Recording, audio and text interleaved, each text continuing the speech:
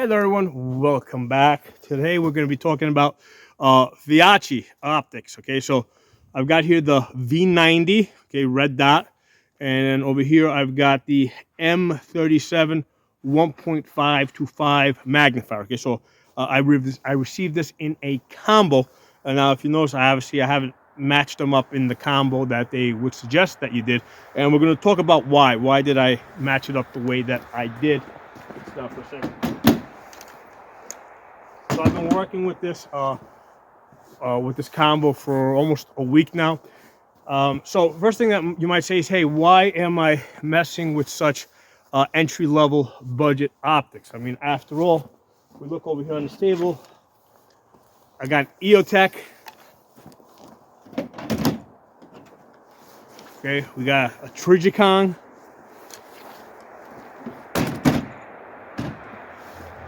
And we got aim point. Okay, so why am I messing with entry-level optics? Well, let's take a look at this one over here, for example, right? So look what's underneath this aim point. Okay, so this isn't even a 6-inch AR.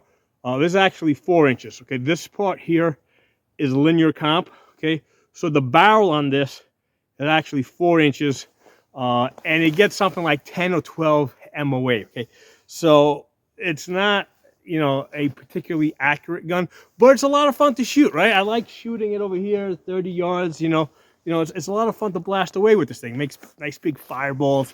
So here's the thing: for a gun like this, it doesn't even make sense to put like a $300 optic on this. Okay, I want to put something that's budget, right? Or that's like, I just need something that's good enough to aim and hit the targets. Okay, so that makes a lot of sense on something that shoots like 10 to 12 MOA.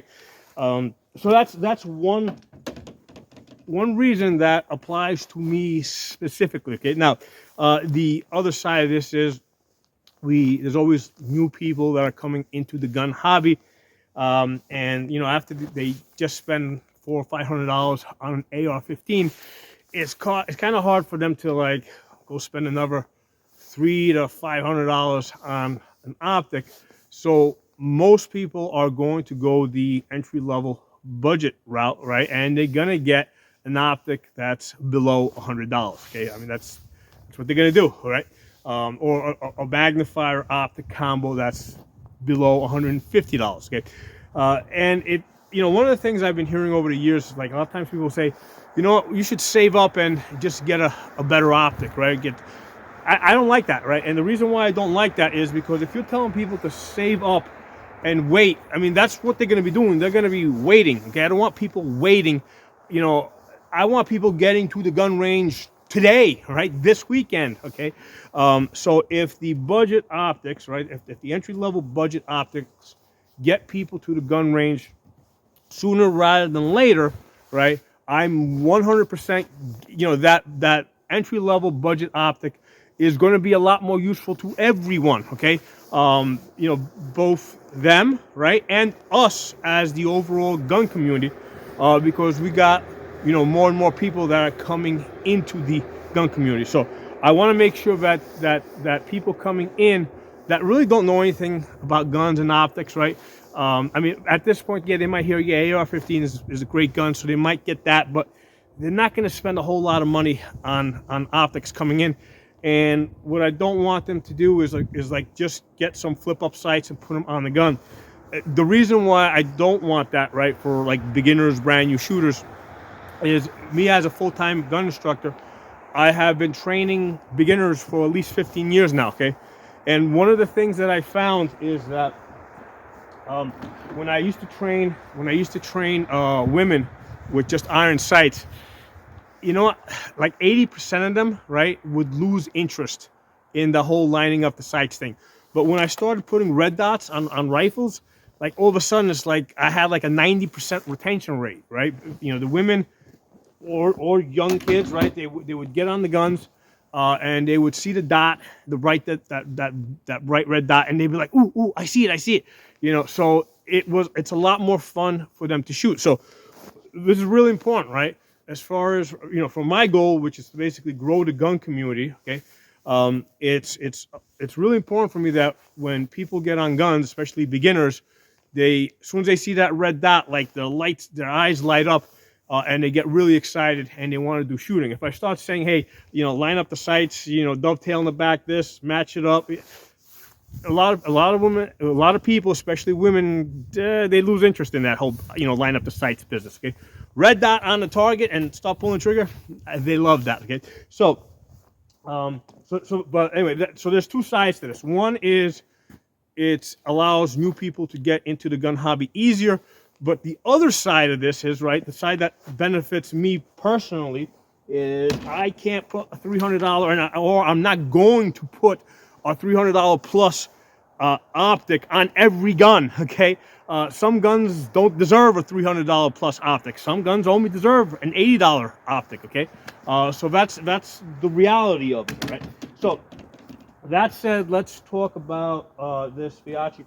We're gonna first talk about the V90, and I did do an initial impressions video the first day, and one of the things that you will have noticed on the first day, I was shooting the V90 with the M37 magnifier behind it, right? And what I found is, it took me a couple of days to figure it out, but this magnifier works a lot better with a big window optic. Okay, so right here I got it behind the Holosun 510C.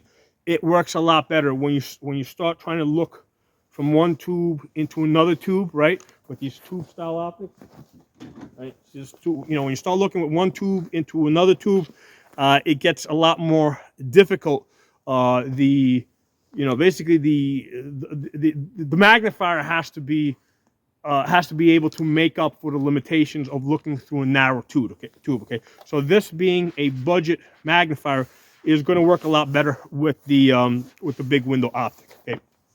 So that's the first thing I'm going to say. And I know that Feyachi does offer a big window optic or big window red dot. I haven't tried it, so I can't really say anything about it. But I'm pretty sure, just based on what I've seen here, that I'm pretty sure it's going to work better than if you try to pair this up with a tube style red dot. Okay, and I did a whole other video on this magnifier, this M37. It actually beat out the EOTech. Okay, you should see that the EOTech G33. Okay, that magnifier, it actually beat it out because the EOTech has like an eye relief of like, I think it was like 1.5 inches or something, an 1.75 inches. Okay, this was like 2 inches plus something. I think it was, or maybe 2 inches exactly. So because this M37 had better eye relief, it was actually a lot easier to work with versus the EOTech G33 magnifier. And that's putting both of these behind this EOTech right here. Okay. So that M37 magnifier worked better with this EOTech than the EOTech G33, and that's all because of that eye relief. Right? The eye relief was really was a lot more a lot tighter. Everything felt more constricted. So I had better results with that entry level budget magnifier there. Okay, so let's talk about the optic for a second. And some of the things that I said the first day with my initial impressions, it's small, it's light, it comes with a very nice mount. Okay, so I kind of like that. It's digital. It doesn't have like the dial, right? That way, when you turn it on. I don't like the dial so much because what happens is over time, the connections of the dial, they tend to lose connectivity. So what I have found with a lot of the entry-level budget optics is a lot of times it'll stop working on a certain setting, right? Like let's say on brightness level number 4 or on brightness level number 7. It may not work really well on that. It may lose connectivity, but it might work on the others.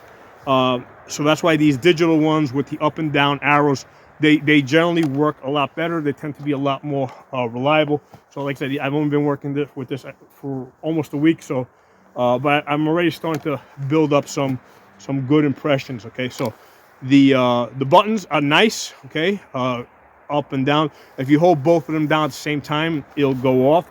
But even if you leave it on, it automatically goes off after 8 minutes, which I tested out. I actually showed that in the first video that I did. So this automatically goes off after 8 minutes, and then when you pick it up, it shakes awake. And what I did in the first video is I was inside my house, and I just jumped to vibrate the floor a little bit, and it instantly went down. Okay, so a good vibration will activate this and bring it back to life. So the auto off, shake awake, that's looking good. The battery compartment is right here, and one of the things that I like, if you're a righty, it's on your right side. So what's happening is, if I'm looking over here, right, because my left eye is over here, there's less obstruction over here. Now, if you're a lefty, yeah, that's gonna, for the lefty, it's gonna be a little bit more obstruction for them, because basically this is now in between their two eyes. But for most people who are righties, having it here is going to be less obstruction. So ideally, the best place for the battery to be is underneath, so that you don't have this sticking out at all. Okay. But that being said, as a righty, I'm glad they put it on the right side. So if I'm holding this up as a lefty, there's less obstruction here. There's less things sticking out, in my way. Okay. So battery compartment works good for me as a righty. The mount, it's got 2 star screws, which are like pretty. First of all, I like that there are 2 of them, but it's also of a large size. They're not, because there's different size star screws. These are the larger ones. Okay, so these are not going to strip out. They're not going to, those are 2 big star screws there. So that's good. I like that. The turrets, okay. I did a demonstration in the first video. Very tactile, very audible. You can both feel it and you can hear it. I'm not going to mess with it now because I don't want to change my zero. I got a very nice zero on this right now. So I like the turrets. Now, they're not covered. They are protected in the sense that they've got like this metal that's built up around it to protect it. This is supposed to be submergible, right? I forget what depth they said. I haven't submerged it in water, but it's been rained on and snowed on a couple of times, and it's working pretty good. So yeah, I mean, nice light optic. I really like it. Okay. Now I paired it up with the Holosun, right? Because given that this is a small tube optic, what I'm finding is that this works pretty good. Like, I can come up and I can like get my dot on target at distance without any shadow, without, because this Holosun has really nice eye relief. So this is working really good with this Holosun. Okay, versus this M37 is working good with this Holosun 510C, just because of that big window. Now, of course, on this one I got extra magnification. Now, one of the interesting things I found with this one is, like, if you go to a lower magnification, I'm seeing very little additional benefit. I mean, you get a slightly wider field of view, but it seems like the shadow around the edges kind of builds up a little bit. Like, it's harder to see around the edges. Like, if I go down all the way to 1.5, okay, so I'm 1.5. It's still constricted. It's kind of hard to describe, but still, even at 1.5, it feels really constricted. The best way to use this is just to keep it at 5x. And in that case, it's either, if you don't need magnification, you keep it flipped off to the side and you got no magnification. But if you need magnification, you put it on, you go straight up to 5x, and you can see at distance. Okay, so yeah, this magnifier here, this M37, is gonna match up a lot better to a big window optic. Okay, so that's like 100%. I've tested this a bunch of times. I moved this around to a bunch of different optics. Now, with this magnifier here, it does have this locking mechanism to the side here, which locks it into place. I feel that that's like unnecessary. It's an unnecessary expense that doesn't really do anything for me. Like, because all my other magnifiers, they don't have the locking mechanism, and I never have an issue with them like getting into a position that I don't want them in. Okay, So I would recommend that they get rid of this locking mechanism and instead give us a couple of risers, right? Because if you look at this, it's actually sitting a little bit low. Okay. Now I do have a riser in this H10C, but you know I generally like it a little bit higher. So I would prefer that they get rid of this locking thing here that I keep pressing, and just give us a couple of risers in there. Other thing is, I would like if they had a quick attach, quick detach. That's gotta be a good quality, right? Because you don't want the bolt stripping. I've seen that on some other cheap quick attach, quick detach items where the bolts strip out. So that has to be of a good quality. Otherwise, just leave it the way it is if they got to keep the cost down. Okay. Other thing I would recommend for this is, you know what, since the variable, I don't think that we're getting that much of a benefit out of this being a variable scope. I would recommend that they just go 5X, because the 5X is working pretty good. So I would like them to do just like a fixed 3X maybe and a fixed 5X. And again, that would probably make this cheaper, and just give us the risers and maybe give us a good quality quick attach mount. Okay, so those are recommendations I would make.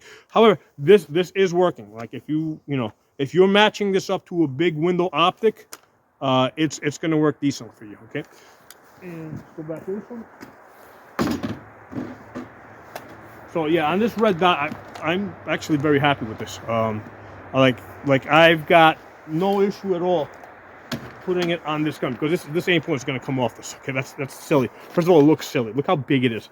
I've always thought that the aim points were a little bit too big for what they offer. Okay, because at the end of the day, it's just a dot. Okay, so that's going to come off of it.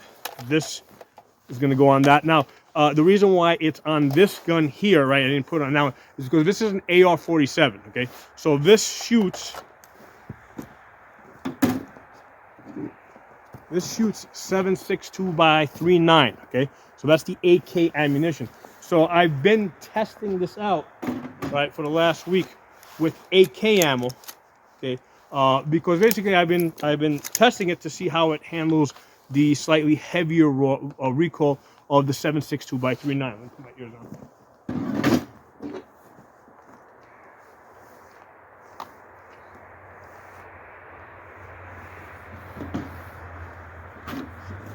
So my line of thinking is that if I can test this and it holds up very good under the 7.62 by 3.9, it's going to work fine for 5.56. Okay, so you notice with this magazine it has that curve. Okay, that's because the 7.62 by 3.9 ammunition is a lot more tapered. So this has to have more of a curve. Step back a little bit. Fire off. So fun gun to shoot. So yeah, I've been shooting it. I've been doing mag dumps, all sorts of stuff like that, and that dot's holding zero pretty good. So it says that it's a 2 MOA dot. Take my ears off. It's actually now. You know, like when I look at it, right? Because remember the diopter in the back of the magnifier. Because both of these magnifiers have a diopter back here, right? That allows me to focus everything to my eye. So that's going to change for everybody, right? Because your focus might be a little bit different from mine, and that also probably changes the size of things a little bit. But when I look at the Feyachi V90, okay, this is a 4-inch box that I made here, 4x4, right?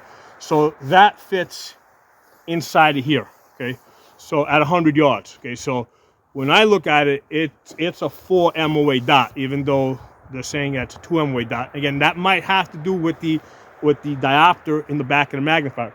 Now, the Holosun, when I look at it, you know, say I did the same thing, right? Now this is using the M37, the Feyachi M37 magnifier. Okay, that fits inside of this box here. which is, now this is a 3-inch box. So same thing with Holosun, because they both say, both Holosun and Feyachi say that they have a 2 MOA dot. However, what's happening is when I size it up at 100 yards, right, the Feyachi dot fits inside of the 4-inch box, and the Holosun 510C dot fits inside of the 3-inch dot. So that's a way for you guys to test out like the real size of the dot, you know, to your eye, right? Because remember, your glasses also might change the magnification a little bit. You know, if you got a magnifier behind it, and you pretty much have to use a magnifier, because at 100 yards, I can't see either of these boxes. Okay, basically, if I'm shooting without a magnifier, basically the entire paper serves as my bullseye, and I try to center my dot, because dot's going to be the size of my fist. So I try to center this as best as I can on the paper. Okay, so that's a, you know, I want to give you guys a realistic expectation of what to expect as far as the dot size. So this Feyachi V90, okay, this is a dot only. Okay, now one of the recommendations I would make in a future version is give us a circle dot. Right, give us a 65 MOA circle. That 65 MOA circle is really helpful for like fast target acquisition. Okay, so you see how I'm like, I came up like, oh shit, that's in my way, just knock it out of my way. Okay, so that's what you want from a magnifier. Okay, it is because a lot of times, like when I have this thing slung on me, I'll keep this closed, right? Or especially if I'm shooting lefty, I want it closed, right? It's just it just snags on less things. Okay, so I'm always going to want this closed. But what happens is a lot of times I come up and I'm like, oh shit, that's there. Okay, I want to get that off fast. Okay, so with this, with the M37, right, I come up, I'm like, ah, shit, now it's like, now I gotta put my finger in here and turn it over. Actually, let me take off my gloves so you guys can see it. We'll close it.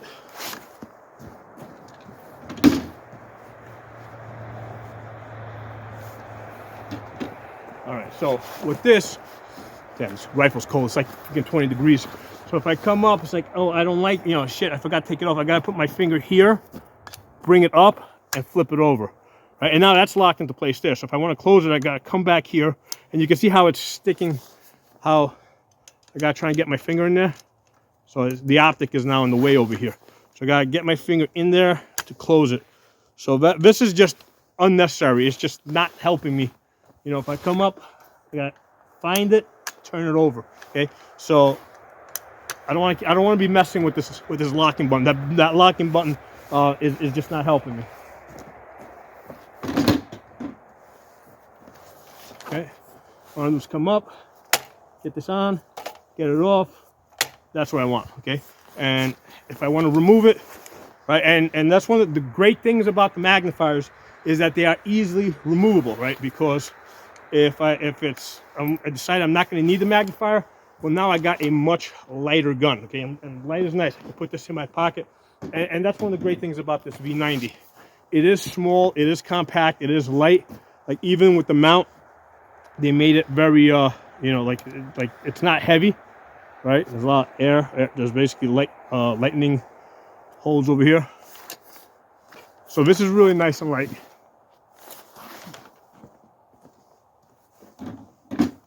See, with this one here, with the M37, now I need a tool to get that off. Now I haven't tightened it that much for the purpose of this video, but if I tighten this down, I gotta get a tool to get this magnifier off, right? Or I gotta go looking for this button over here.